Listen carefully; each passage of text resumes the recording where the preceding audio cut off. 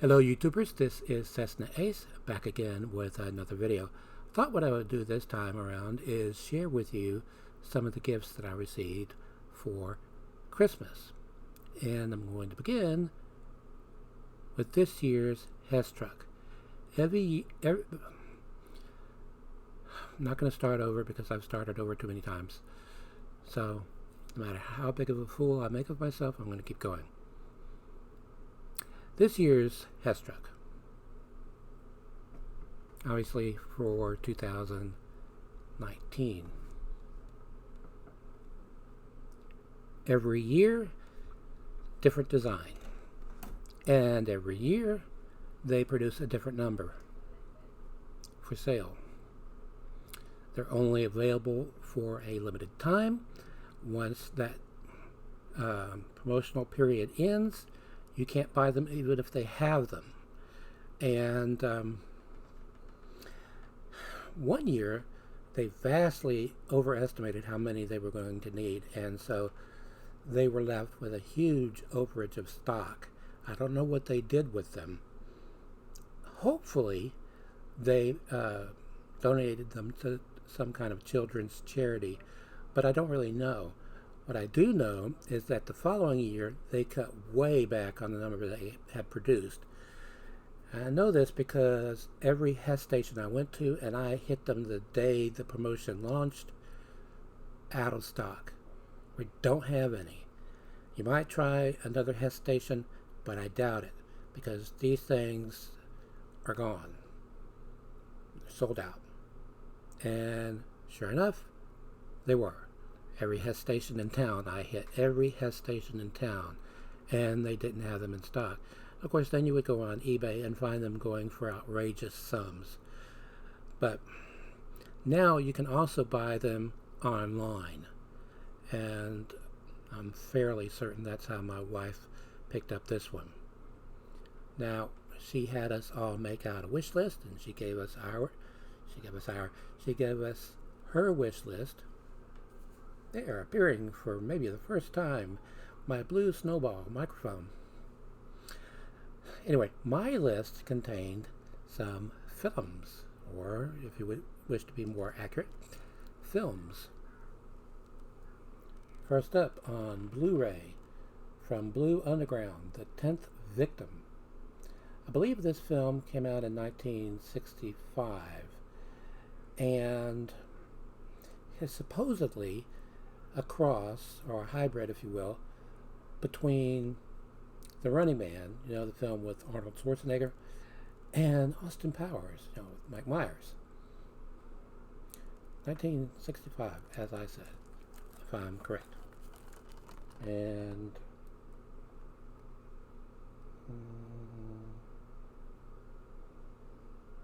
1965, yeah.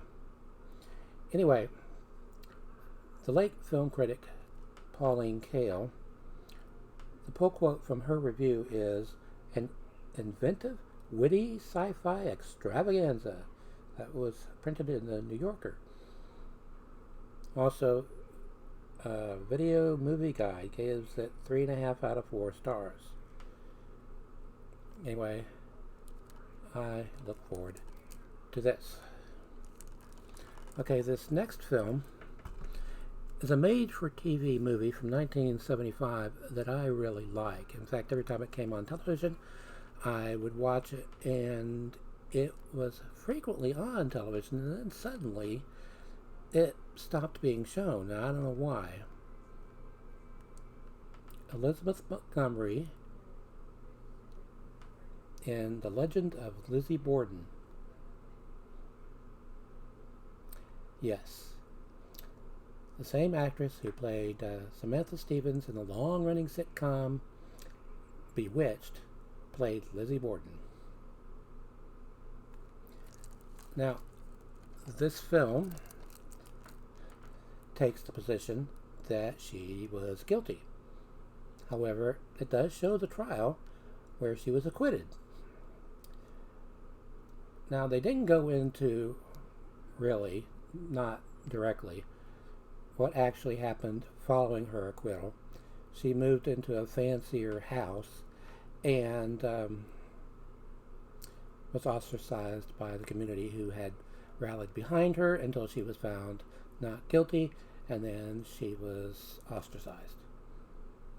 Now, there is a upload of this movie on YouTube. I watched that recently. That's what reminded me of it. And it looks pretty ratty. I don't anticipate that that will be the case with this transfer. Now, some prints of this film have nudity. I am assuming that this is going to be the uncut version, but I don't really know until I watch it. As I said, I believe from 1975, this was nominated for that year's Best Made-for-TV Movie by the Emmys. Also stars Katherine Hellman as Lizzie Borden's sister. She was, of course, Jessica Tate in the sitcom Soap, and according to this, she was in Who's the Boss?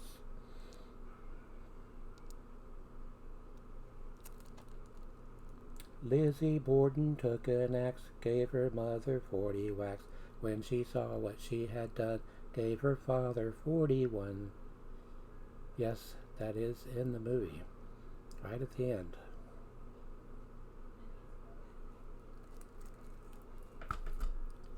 Okay, next up, a movie I saw recently on Disney Plus, and I wanted a copy of it because movies have a tendency to disappear from streaming services, and plus there are already some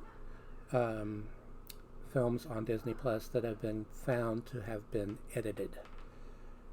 This states on the back that it is the uncut version. I don't know, although I don't know what in this movie would have to be cut. This is the original 1977, I believe, version of Freaky Friday, with Jodie Foster as the daughter and Barbara Harris as the mother. They sell this premise. They do a really good job. I especially like Jodie Foster's performance. She was, at this point in her career, a Disney girl, as she put it. She did, after her first Disney film, which is not on Disney Plus for some reason, she appeared in the Martin Scorsese film Taxi Driver as a 14-year-old prostitute. Then she went back to Disney and did 2 more movies. Freaky Friday was remade 2 times, although this is the only version that the screenplay, or where the screenplay was written by the same woman who wrote the novel. That would be Mary Rogers. This includes a look back with Jodie Foster and a Freaky Friday interactive memory game. No, she's not in blackface. That is green makeup goo. Now, as this was a Disney film in the 70s, there is a considerable amount of slapstick humor. But I have seen all 3 Freaky Fridays. This one, the version that came out in 2003, that starred Lindsay Lohan in the Jodie Foster part, and Jamie Lee Curtis in the Barbara Harris part. And it had Mark Harmon in it. Now, my wife doesn't like that version, but I do. I think it's a decent enough of a remake, although it's quite a bit different from the original. It was then remade again in 2018, and I don't like that version. They turned it, for one thing, into a musical. I don't have anything against musicals, but the cast, I felt, was weak. It was a made-for-Disney Channel film, which may explain it. I don't know. Before we get into the more serious stuff,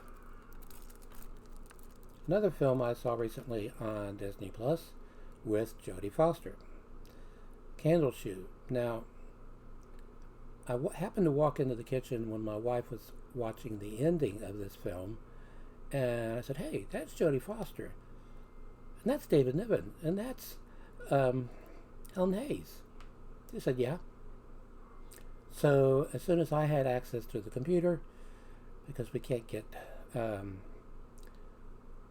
Disney Plus on the TV in the bedroom until 2020, because Vizio's, I think that's the name of the company, contract with Disney doesn't start until next year. But anyway, I can watch Disney Plus on any of our mobile devices and on the computer, which is how I prefer to watch them.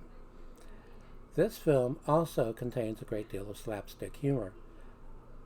The first 10 or 15 minutes of it take place in the U.S.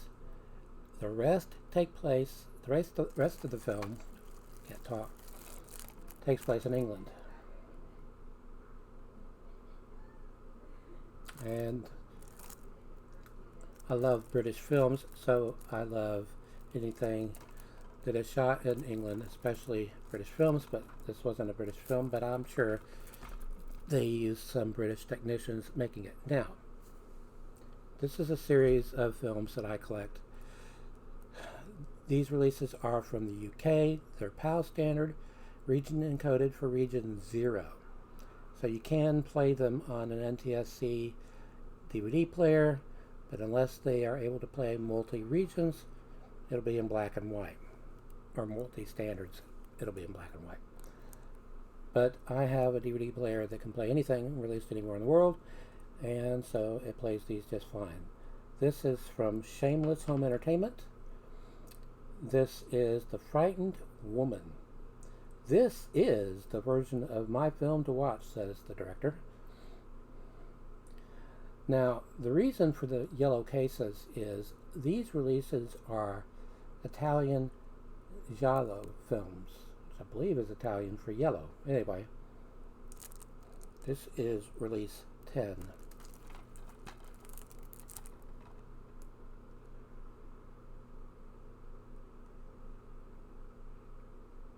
This has a collector's reverse sleeve, it says. And I can tell from several of the photos, although you can't because of the low quality of my camera, that there is some nudity in this film. Now, these releases from Shameless are completely uncut. And in some cases, they had to rebuild them. These are the others that I already had as part of this series in my collection. This is release 9, so it's the earliest one I have. Night Train Murders, aka Late Night Trains. As you can see, it's not sealed, so I have seen it, but it's been a while since I have seen it, so I'd have to rewatch it to be able to talk about it. But I do remember it. I do remember watching it, I should say.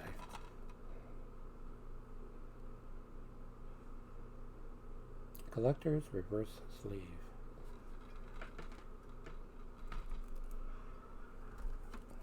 Okay, this is release 11. My Dear Killer.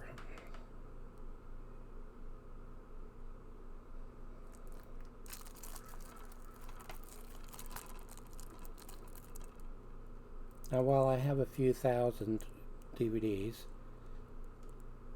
common thing with these Shameless releases, these collector's reverse sleeves, I have over 100 DVDs that are still sealed, factory sealed, but I have a few thousand that aren't.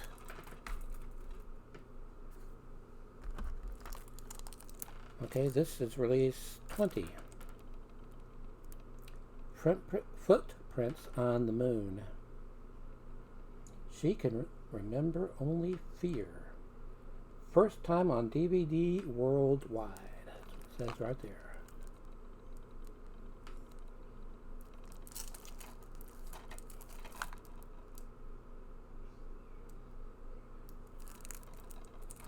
Okay, this next one is a meticulously restored Dario Argento film.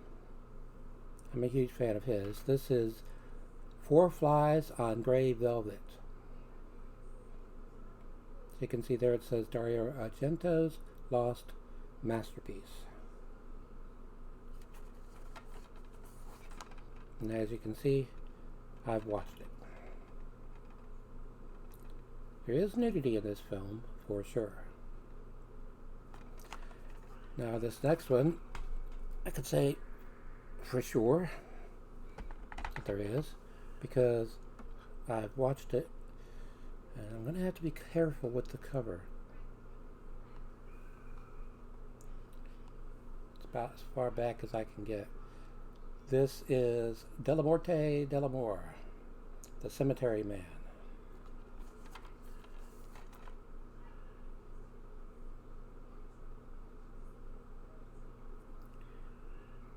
And yes, the first one of these that I showed you, my wife bought me. Now, where I find these releases and where I buy them from is Amazon UK. So, see, I'll shout out Andrew J.M. Thank you, Andrew J.M., for being a patron of mine. Thanks to all of my patrons who make my videos possible. And until next time, stay awesome.